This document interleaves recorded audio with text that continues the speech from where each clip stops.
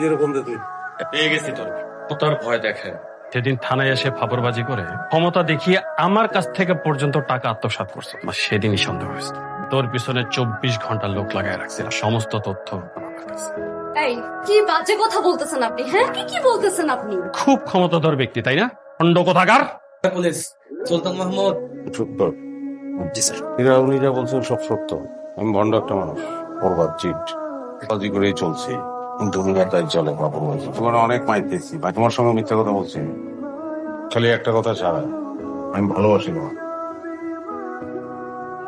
সারা জীবন অন্যের ক্ষমতার অপব্যবহার করে আমি চলছি, অপরবাদিতে চলছি। আপনার মতো পুলিশ অফিসারও বোকা হয়ে গেছে। এটার ব্যবহার এখন আমি করবো।